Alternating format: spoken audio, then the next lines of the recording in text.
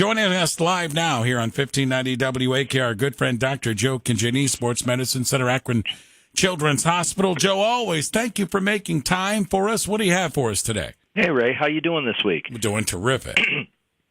Great. Really pretty good start to the mid part of winter here. We've had some pretty good weather, but I guess it's getting cold. But one of the things that sport fans are in the glow of is the end of the season for the Browns, and so much positive with the Cleveland Browns. And, you know, we kind of try to look at it a little bit from a sports medicine standpoint on your segment here.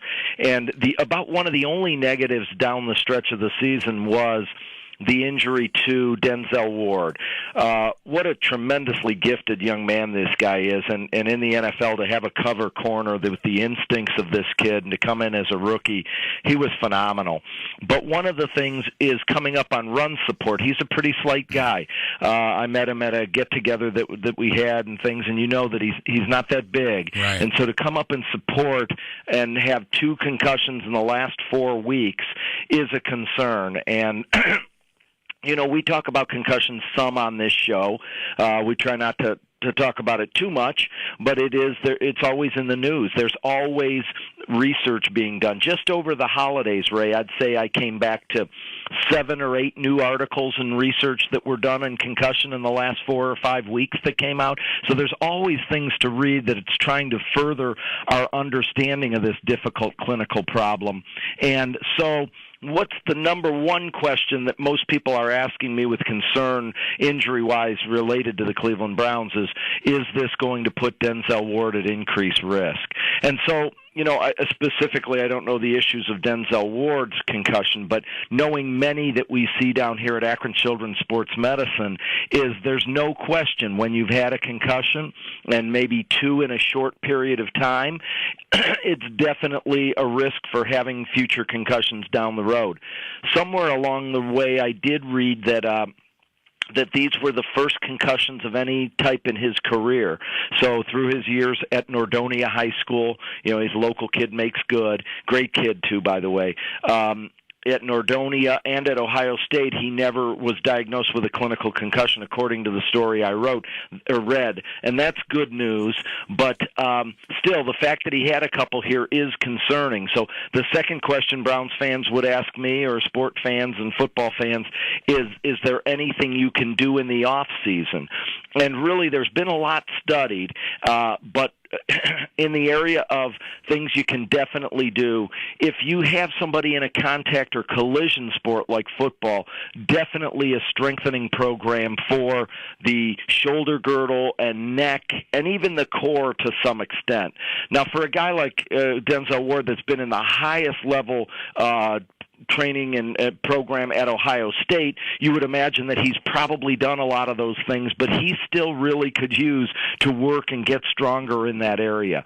And number 2 is technique, and that even came out in some articles that were written about Greg Williams, talking to him about having to learn technique of when you are smaller, these smaller defensive backs tackling the big backs and tight ends.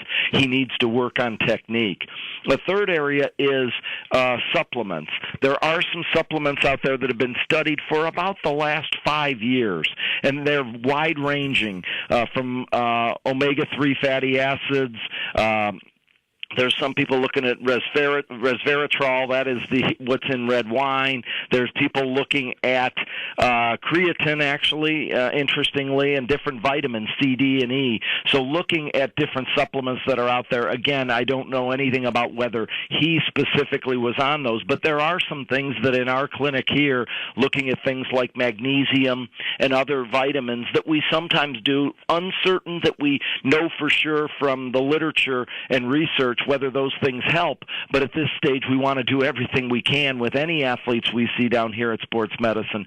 But one thing is for certain, to answer that question to kids who come through the Sports Medicine Center, once you've had 1 or 2 concussions, you're definitely more likely, at least 50% more likely, if not more than that, to have another concussion. So at this stage, that's probably some of the things they're looking at with Denzel Ward, and it is a concerning issue related to follow-up of having concussions. Joe, if he would come in next year and in the first third of the season get a concussion, And again, not looking up the X-rays and you not knowing the folders and everything, but sure. I mean, does that put a career in jeopardy at that point? Well, every concussion is different, so I'm glad you gave that disclaimer, is individualized, knowing how significant and how long this second one took to recover from. They got him back in there pretty quick after the first one. But, Ray, a lot of people tell me, and in the college and professional setting, they were up in the numbers of 8, 10, 12, concussions, maybe some they didn't even report to people, is that a lot of players, that's the risk part that people who decide to make a career, and, that's the back and forth of, hey, these people know what they're getting into. They're in a very high-risk sport and career that they've gotten themselves into.